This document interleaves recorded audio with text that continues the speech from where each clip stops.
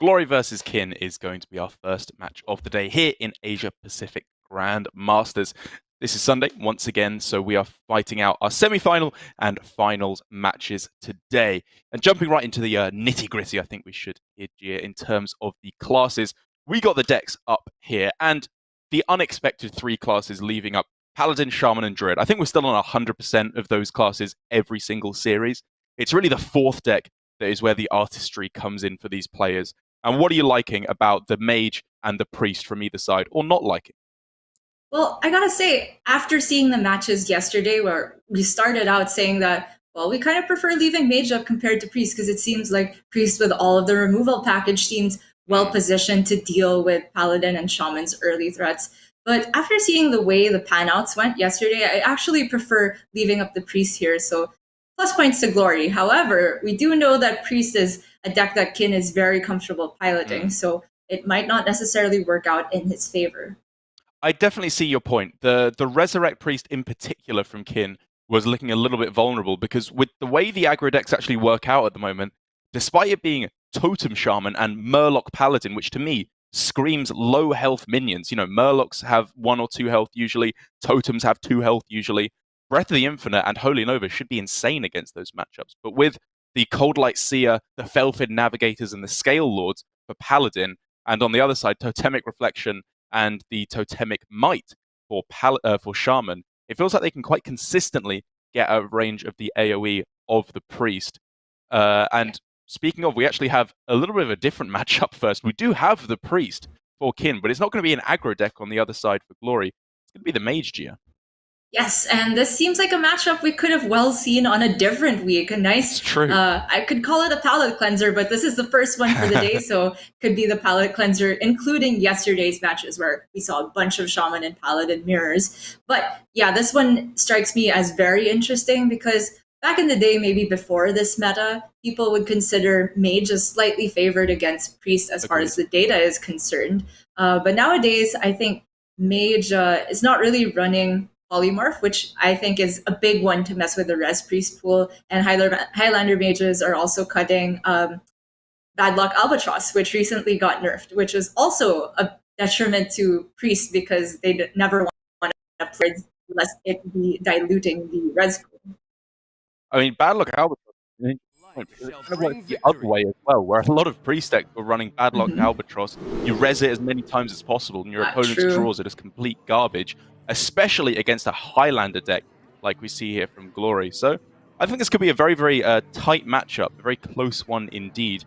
At first glance, I would say that Glory probably wants to play as the aggressor, but Kin with that hand with a Psychopomp and a convincing Infiltrator deck could have played for a little bit more of a mid-game board-focused approach. Yeah, I'm actually surprised to see that toss because this is one of the matchups where I think Priest doesn't have to look for their AoE and their single target removal, and they can instead focus on their res game plan, like the Infiltrator and the Psychopomp. Right.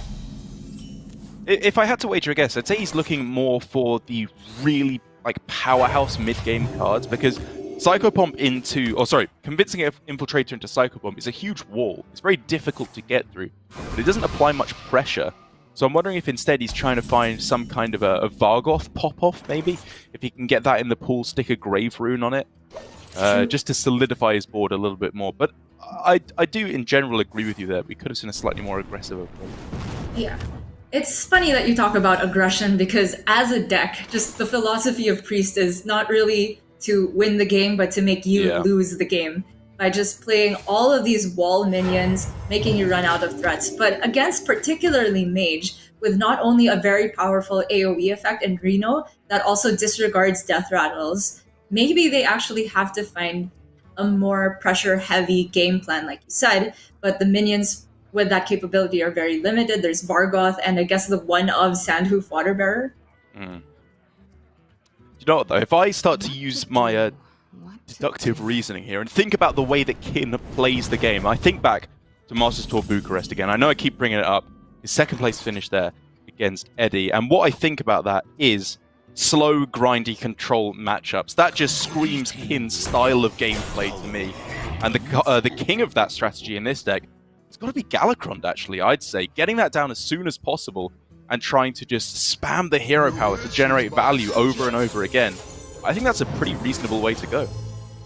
I definitely like it. And interesting also from Glory, we saw him hold back on Zephyrus on 2 for Wild Growth. Maybe the hand didn't necessarily lend itself to that, but you would think that, oh, Mage has got all of these powerful things they can do starting 6 mana with a Dragon Caster, and then all the 8s.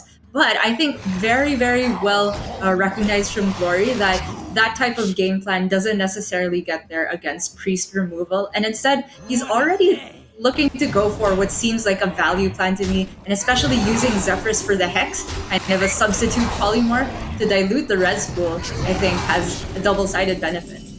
Yeah, that's really the big one. Killing off the Infiltrator is big, but the fact that the Infiltrator has now technically not died, it was transformed into a frog, and then the frog died, means that all of a sudden, all of Kin's res effects, like the Psychopomp here, it's 50-50 for complete and utter garbage. Sorry, frog. I don't mean to be rude, but it's true. So given the chance for complete and utter frog garbage, Kin, I guess, probably doesn't want to be playing the Psychopomp, at least before he's added more minions to the res pool. He's seen the Zephyrus used, so if Glory is going to come up with more res disruptive effects, it's going to have to come off Arcane Breath. But Kin is just a god anyway. I guess with the hand he's got, he's saying double mass resurrection. It's probably better going for it sooner rather than later. He doesn't have all too many ways to get further minions on the board.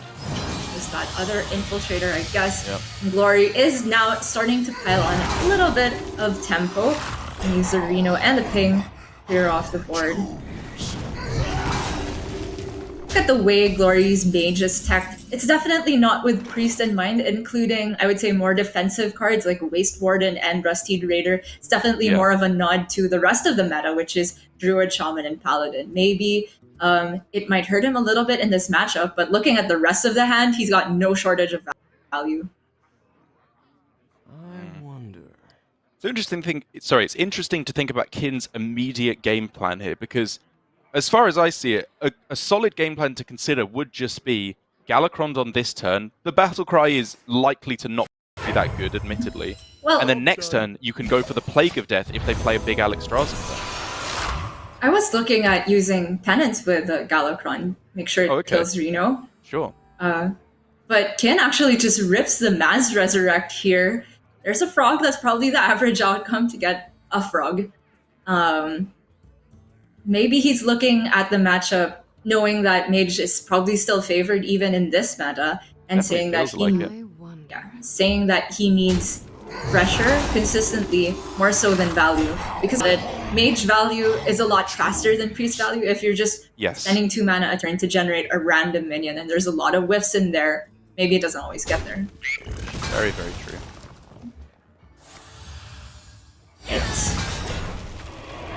Wow, another Rusty Raider.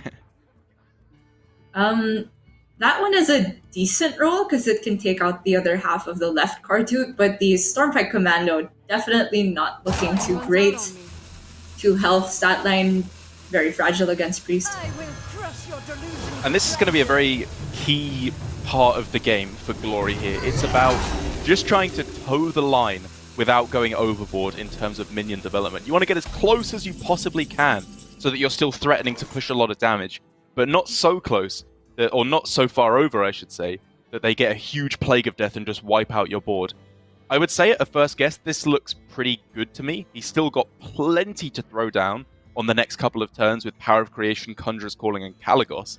But he's still threatening a pretty decent push here, I would say. Yeah, and he's saved the second half of the Conj for that purpose. You saw that he had the option to play it on the Rustied after trading, but instead he chose to take it a little bit slower, develop his Solarian, try to get it dead as soon as possible, but it's been silenced now, so no additional half-box effect getting added to the deck, and just using a ping to clean up there. And Kin, it is kind of a game of chicken. Just a little dance between how much the Mage commits before Kin feels forced to use the Plague of Death. Whew, Dragon Queen. Yeah, that might be pretty good. But this is something I find so interesting about watching Kin play these slow control matchups. Is I always feel like there's so much going on in his head, and I just want to try and get a glimpse of what's going on in there. And that pick off of the Renew does give me some indication, I think. He went for Thought Steal over a powerful tempo card like Psych Split there. clearly indicating, I think, that he's going for a longer-term game plan, even though he's throwing down these mass resurrections quite quickly. Because, like you said, if he doesn't tempo onto the board, there's a real chance that he may just start falling behind and die to lethal damage from the Mage. Waste Warden just used for the 3 damage here. Honestly, it's not that terrible. Yeah, it's not the worst card I've ever seen. It's gonna be a long way before this Dragon Queen can actually get Kin any value, but that pick, as you said, really does indicate that he's going for the long game. So my question now is, when does he see as the best opportunity to play the Galakrond? Because I would also think that landing Galakrond ASAP is good for the long game because of the value generation. But maybe he values the health as well. Yeah, I in general, I would side on agreeing with you. I guess the one thing you have to consider in these matchups is that if you are going for the long-term game plan where you go through, hopefully, your entire deck, as does your opponent, you're going to see every card. So if you're saving your Galakrond for a specific minion to come down, you will get that chance. And maybe that's Kalagos. He doesn't have a particularly good answer to it as a 4-health minion. Death and Pain wouldn't answer it. Sure. So I wouldn't hate, I suppose, trying to go for it on a specific big minion like Kalagos or Alexstrasza. So I guess that's assuming the best case that it comes down individually on the board. The Zari is interesting. Right, yeah. I would assume that actually if something like Kalagos goes down on the board, maybe that's Kin's trigger to go for a Soul Mirror and copy a high-value minion, which won't actually die immediately. Maybe, yeah. And yeah, he wouldn't be able to cast another spell for free, though, if he gets a Kalagos with Soul Mirror, right? Not immediately, but if it lives... That would be sick, but yeah, not quite how it works, sadly. Right.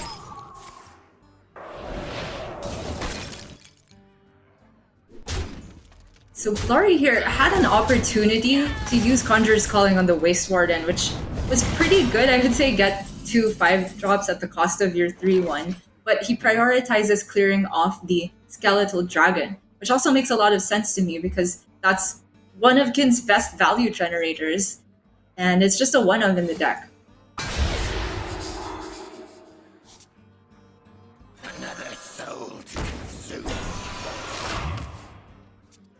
Kin definitely not slowing down on the card draw here with the Master Spell. I think you could definitely argue that the card draw is a negative for him at this point, if he is going for that fatigue game plan. But silencing away this Twilight Drake's health is probably just that little bit too. Glory's drawn basically all of the most expensive cards in his deck outside of Dragon Queen Alexstrasza. I'm not even sure what good spells are left for the Tortolan Pilgrim to get, because he's got the Conj, he's got the Yogg Box, he's got the Power of Creation in hand. Yeah, it's just Deep Freeze, I think, is as good as it gets now. Okay, there's only one option there. Okay, I think this is okay. This isn't too much of an extension on the board. Yeah, the downside of using the Dragon Caster there is that it does mean you don't necessarily have a good Conjurer's Calling target outside of Kalagos in the next few turns. So I wonder if he maybe should have just held back on the Dragon Caster there, because he could have just played his turn anyway with 8 mana Power of Creation and then a ping. It's curious. I think I'd agree with you there. I feel like the 12 damage commitment onto the board is already requiring some response from the priest. Taking a look at the deck. There's no Shadow Word Ruin in the list for Kin either, so that wouldn't have been a huge punish. The Deep Freeze, that's some value.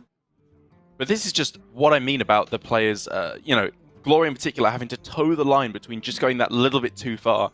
I feel like it was incredibly close there, but the Dragon Caster may have been just over the line. I guess now, again, you could argue that going for Deep Freeze is, again, over the line. What to do? And we saw in Kin there that he actually used the Soul Mirror defensively. He didn't try to get extra value by copying something like Kalagos, but I also agree that it was much safer to just completely remove the board there, because Glory was already threatening lethal damage if he had the regular Alexstrasza in hand. Archmage! Big Bad Archmage is insane. Not a bad selection, honestly. Obviously, Feoris is a huge whiff, but overall, I wouldn't be too upset about that. Not at all. So Kin has one Plague of Death in hand.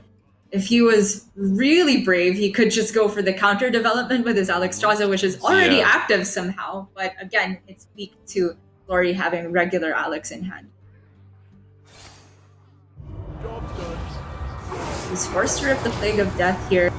Glory is out of development unless you believe in this box. Alright, he could get the Deep Freeze. That's a decent amount of development. Yeah, I think Out of Development is a bit strong. He's still got the second Deep Freeze in hand. Obviously that one there. He's got enough to survive a couple more turns, because Kin, if you actually look at his deck, he is running a little bit low on removal. That is the last Plague of Death, which would be used on a board that is, you know, not that much damage, to be honest. So I think he's going to hold back. Yeah, you're right about Out of Development being too strong. Oh my gosh. Right Wing is value, but Nosdormu is fun. Oh, so Finley is not bad. It will be active because Alex was active. He could get himself tank up or something absurdly powerful in the late game. Saying Out of Development was too strong, but it just kind of meant that Glory didn't have a setup for 15 damage on board, and so that gave Kin the license to develop instead of clearing. This I absolutely love from Glory as well. I think he took a second to look at clearing the board, and then he was like, hold up, I can just freeze and put the pressure on it. And if Kin wants to go for Plague of Death here, look at how well that works out for Glory. Yeah, absolutely. I think both of the players showing that their first instincts in the matchup are spot on. Yes. And puts his health at a decent total, just puts a convincing infiltrator in the way. This would still survive even if an Alex came down from Glory. Alright, and it is Glory to be pulling the trigger here. I would say that's a win for Kin, because Glory's taken down a whole lot of his board along with Kin's.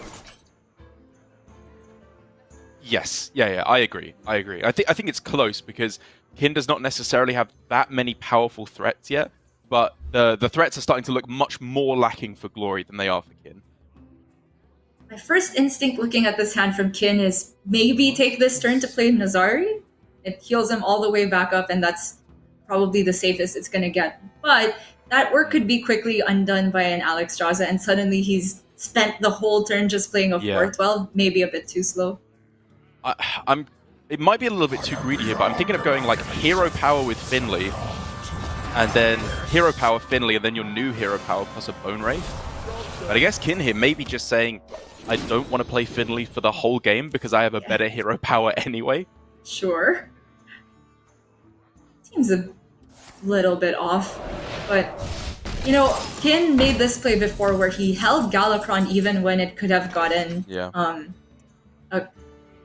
a kill with it in week 1, I believe. And then shows what looked to us like a very strange timing to play it. And it's happened again here. Definitely not saying it's wrong, but I'm curious as to his mindset. If I had to wager a guess, I think I'd actually say it's less that he wants to save the battle cry for a good time, but because he thinks the regular priest hero power is good in the early to mid game to heal himself and his minions, whereas he has plenty of stuff to spend his mana on, so he doesn't really need to generate priest minions quite yet. It's a good point you bring up, especially since it seemed like in the beginning he was being very aggressive with his resurrect spells. Maybe he was on that aggro, or as best as priest can do anyway, aggro game plan, and then pivoted when he saw that, okay, Glory managed to answer everything. Seems like Glory is very much the aggressor now, able to develop Siamat. Doesn't quite have the Mage ping available anymore. That's, I guess, a downside to playing Amazing Reno. I believe, unless I'm mistaken, that was a Never Surrender that came off the Reno hero power, which would mean that the Holy Nova Siamat is not dying. Oh my gosh. But with the Vargoth, it can. True. Big deal. Big deal. I'm just looking at this Murazon and waiting for the turn Glory plays his Alexstrasza. Oh, the deadly shot though. That's pretty good. Reno's delivering today. Yeah, a couple of whiffs, but then a real powerhouse there. And now Big threat, throw it on the board. I think this is pretty easy now for Glory. Right. And I think this might signal Kin having to rip the second Plague of Death. Renew is great to pair with that along this turn. He does have Shadow Word Death instead of Plague of Death, which is worth considering. It is. You could just go like Death plus Kartu and then fit in a hero power as well. Oh, at 9, I feel like maybe it's Bit Renew risky. over hero power. Yeah. Given that Mage can generate spells off of Arcane Breath. Gia, you're much too much of a good person. You need to get greedy like me and Kin. Or I I guess was you can talking actually about do... playing Nazari that other turn. That seemed pretty greedy to Fair me. enough, fair But obviously, it's getting better now the later on it can be played because he's seen Alex Straza already used. Okay, again, that's a pretty good secret to get there. Just a little bit more value. Yeah, I guess the other big reason for Kin having to hold on to Plague of Death is that he hasn't seen Dragon Queen on the other side yet, and that's his best answer. Yeah, that is definitely what Glory is holding out for. Ooh, another Conj. Falling is huge here. There aren't that many powerful proactive mage spells, and that is one of the few but very powerful ones that there are. Oh, Dragon Bait! He can't use his hero power though. He can't press the hero power. Yeah, it's a passive. That's pretty funny. It doesn't work, right? I am pretty sure it doesn't work. Okay. That would be insane. It is not yet your time. After you use your hero power, I guess we're gonna find out. It does not work. Okay. All right. As expected, but somewhat disappointing nonetheless. So when it gets to these late stages in the game, sorry to cut you off there, No worries. I think it can be laid out pretty cleanly as to, okay, Mage has these threats left. The other Deep Freeze, the Dragon Queen, Malagos, Aspect Magic, and I guess the box. And Kin can now kind of lay out one-to-one whether he has enough answers. So the immediate threat is this board, but of course, he doesn't want to use the Plague of Death quite yet.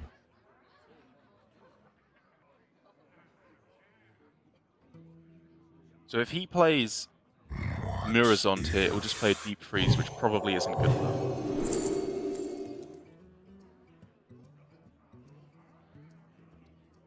Silence? Could be Unfreeze is Nazari.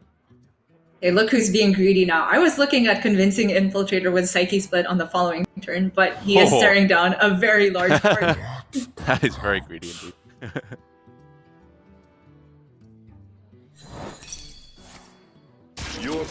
And he takes option number 3, Embalming Ritual, to give, I guess, Nozari a Reborn? Or the Convincing Infiltrator this turn.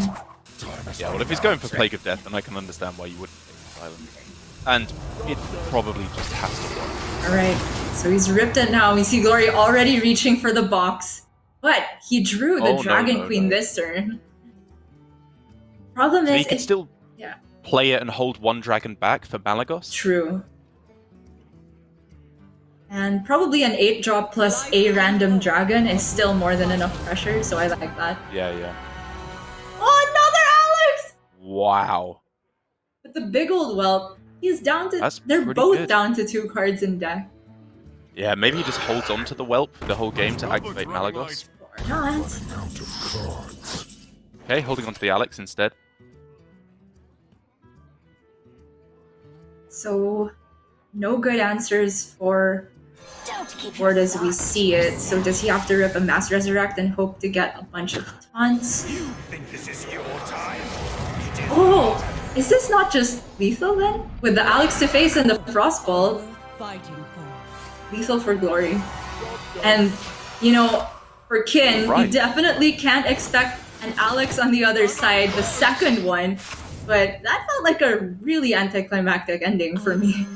Yeah, he just got there with the Alex. Obviously, Kin didn't know, and you can see from him opening his eyes that little bit wider. He just got.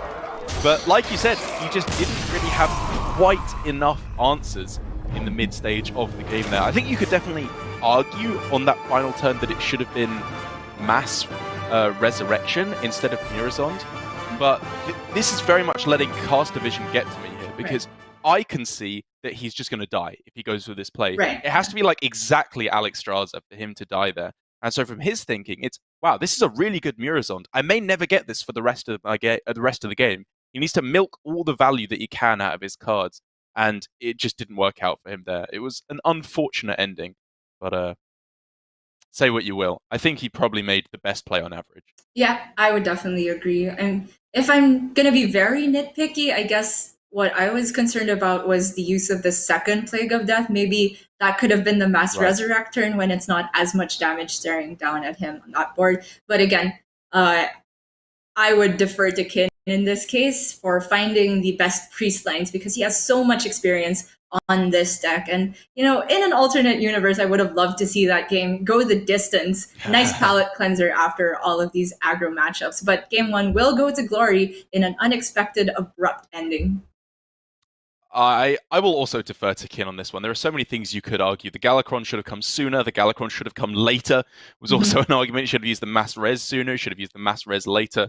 So many different things you can argue. But with a strong of a Resurrection Priest and just control player in general, you've got to side with Kin, I think, here. But that does mean that he is down 0-1 in this series. First to three will move on to the finals to be played out a little bit later today. But before we can do that, we are going to jump to a quick break before we come back with the thrilling, dare I say, conclusion to Glory versus Kin.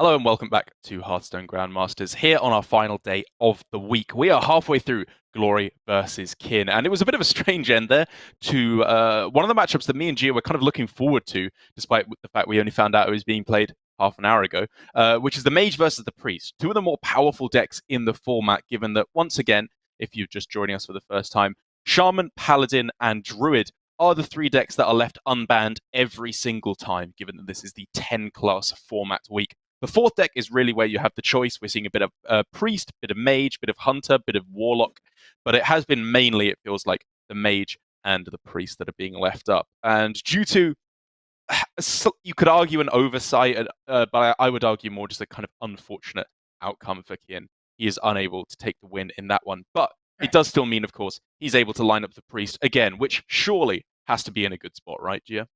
For sure. I think in terms of overall power level, which is the same argument I keep making for Druid over and over again, the Priest just has more broken things they can do than the Shaman or the Paladin. And if we're talking about specifically, say, Shaman, which really relies on just getting that first totem to stick, and maybe the second one could still get there, but it feels like by the time the first one is removed, if you're not on board, it's too late. The list from Kin seems like it's packing a fair amount of removal. Single target, one Holy Smite, double penance. It's not too bad at all. And of course, as you mentioned, the AoEs get there against these smaller totems. I see your point. I think for me this week, the thing I would like to have seen a bit different from the Priest is to go for a Galakron variant, because even though it's been a dubious pick, it's fair to say in previous weeks, it's had its ups and its downs. It obviously took Rivius to a win in the first week, but then didn't do quite so well, I believe, in the second week onwards. I think in this week, having a list with double Moarg Artificer, double Penance, double Holy Smite, double Breath of the Infinite, and double Holy Nova would just wreck all these Paladins and Shamans. I don't think they can overcome that. That's a very good point. I think it also has that added benefit of being better against Druid, for example. The Moarg plus Breath of the Infinite can deal with a buffed Glowfly board.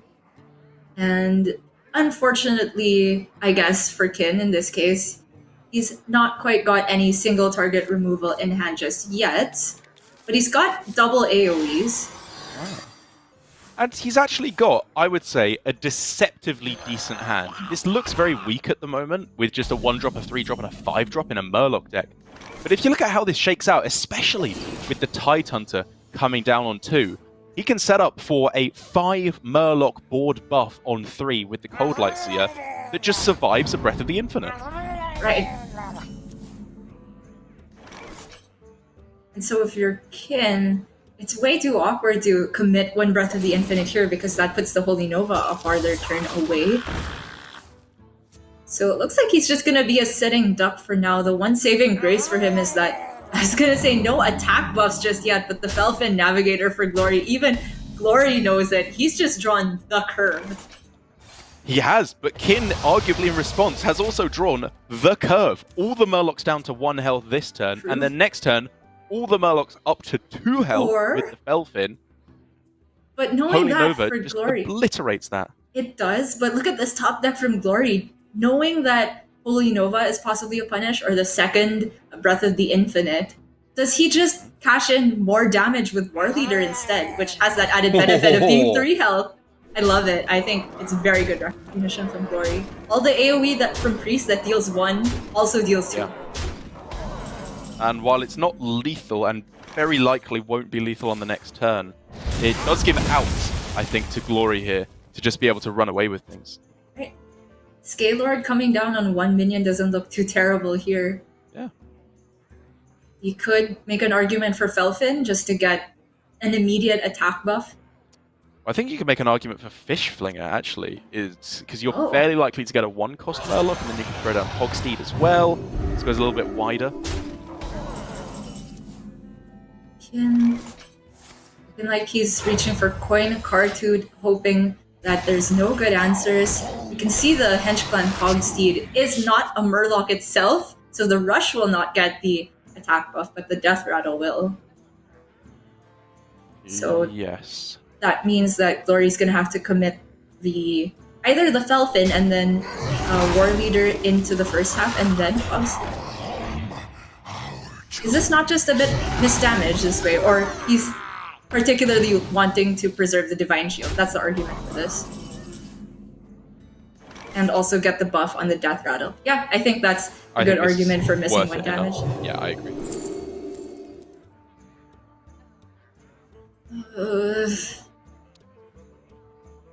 These are all awful. Absolutely awful. The end begins. He was hoping for Holy Smite or another Renew, just anything cheap to help him immediately. Another Falcon! This is just lethal with a weapon. So he heals back up to 16. Yeah, wait. Yeah, I think it is lethal. I think it's lethal too. Mm-hmm. So we can buff everything, commit the weapon attack. Oh my gosh. Yep. The buff ends the game. A ridiculously quick game here, and I think, like you said, it was only one real decision that gave Glory the win there, but I think it was a very, very good spot. I would have just snap played the Felfin Navigator on 4, and very possibly had nowhere near enough damage to close out the game thereafter. Yeah, I think very well spotted from Glory as well. And we were talking about how the list from Kin includes that single target removal, Penance, Holy Smite, Right. but he didn't draw any of it, which I think would have made a world of a difference if he had managed to do so, because it seems that against both Shaman and Paladin, it's not enough just to have the AoEs, because sometimes, and they will actively be planning to stick a minion that's above the range of the damage the AoE can do. And that's when you need the combinations. You need the Penance plus the Holy Nova. You need the Breath of the Infinite plus the Holy Smite to deal with everything.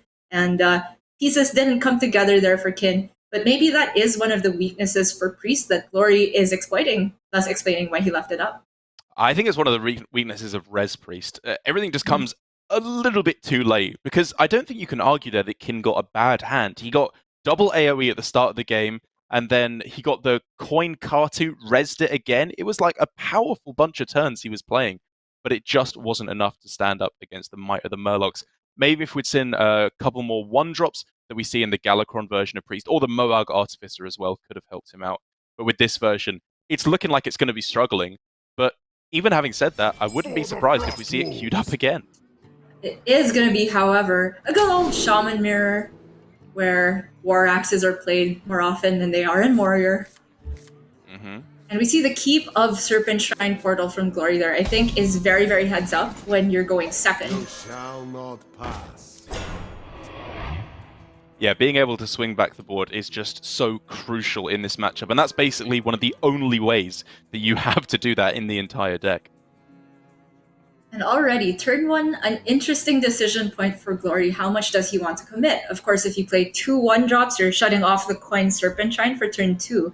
But it does gain a pretty solid grip on the board, and time again, we're seeing that in these first 2 turns versus Shaman, that's the very crucial point, because that's before they can land the Totemic Reflection buff, which can kind of blow you out of the game if it gets a value trade. I actually much prefer this line of play, specifically because of the Totemic Reflection buff. If he had gone for double 1-drop here, even with the Orc Merchant, he would not have been able to get through enough of the taunt from the Shield Bearer to hit a 2-cost totem, unless it's exactly Taunt Totem as it was here. Whereas by saving the coin, if Evil Totem had come down, or just a Hero Power, Glory could have gone Coin Serpent trying to take it out, thus putting him in a very strong position. Definitely agree. Good recognition from Glory there. And Kin is getting some buffs, and honestly, with the Healing Totem, this looks pretty good. Yeah, it's a powerful turn. Given how weak his starting hand was, like, he's doing a good job here of pulling it back.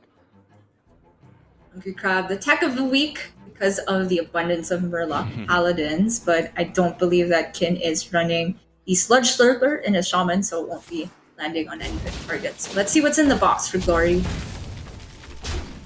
Not bad. Just a 3-3. The Death Rider on Dragon Rider, Talretha, I'm going to go with, I think is the name of that card. I don't think there's any active targets, as there are no dragons in the deck, but yeah, 3-3, we'll take it. The only possible outcome I can think is if Glory generates a Draconic Lackey, but probably very unlikely to be relevant.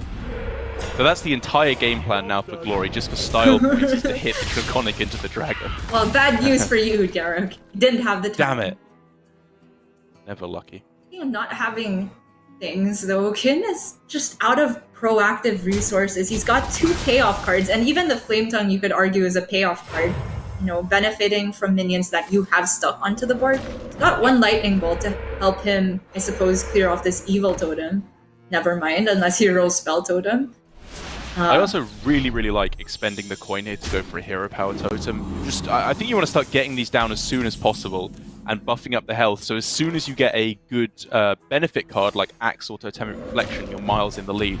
And even if you don't, you have Bloodlust into value trade next turn. Kin is not a believer in the War Axe. And I felt like it had to come down there to give him any shot of coming back onto the board, because it seems way too optimistic to think that you're gonna stick a totem. I mean, sure, he can copy his hero power, but what's it doing by that point? To be perfectly honest, I think his assessment might be I'm so far behind here that even if I go for Splitting Axe to take out this Surging Tempest or the the Blazing Battle Mage, he's still just so far behind that he needs somehow to get a super high roll. Oh, I was gonna say, one spell totem could be huge here, because the Serpent Shrine and the Lightning Bolt can now clear off both totems. That is an underwhelming 3-drop, but might be a glimmer of a hope for Kin to come back into the game. Bloodlust, if he uses Bolt on the 0-4, he's not quite dead to 1 Bloodlust, but oh my gosh, it's been left up. So whether or not he's dead, I do think that's getting cashed in. It's a 24 as I'm counting it, and 25 with the Lackey. Yeah, I agree. No way to overload as well, so definitely not lethal quite yet, but I think you take a couple of value trades here, probably, just to play around any nonsense your opponent can pull off, and then just push the rest face. Already got the Draconic Lackey, though, without the tower. Hey, I got you. Could have been so great. What could have been, Age, yeah. I mean, we do know that Glory's been rolling pretty good dragons today. True. And in the blink of an eye, it feels like that is just the game. Okay, technically, Glory is only showing now 5 damage on board, 6 with the Lackey. But yeah, I mean, this is just the way the matchup goes, right? One player wins the board at the start, and it kind of just ends up over from there. And Glory, I think, did the best job he could with his hand. He was handed simply the better starting hand. There's no argument about that, given that Kin was left with a double Storm's Wrath and no minions in hand at all. But holding back the Serpent Shrine portal, I think given that he didn't know the context of Kin's hand at the moment, was the best way he could play around anything that Kin throws down. I will say this is one of the few times I would question the line from Kin, just holding back on the Splitting Axe, not using it as... It feels bad to use it as a War Axe, obviously, but it did end up getting that use anyway, and the totem he generated that turn just died for free. So, that being said, I don't think that having played the Splitting Axe on 4 would have won him the game, but maybe it would have given him a few more percentage points. Maybe, but that is all she wrote for Kin. Now, he is sadly out of the running for this week, but do not fear. We are going to be seeing him next week come the round robin portion, where he will be sitting pretty in Division A. But the man of the hour now has got to be Glory. With that win, he is now tied with Surrender in terms of overall points gained in the first 3 weeks from Swiss. Potentially, now that he's on to the finals, overtaking him, which I did not think was going to be anywhere near possible at the end of last week.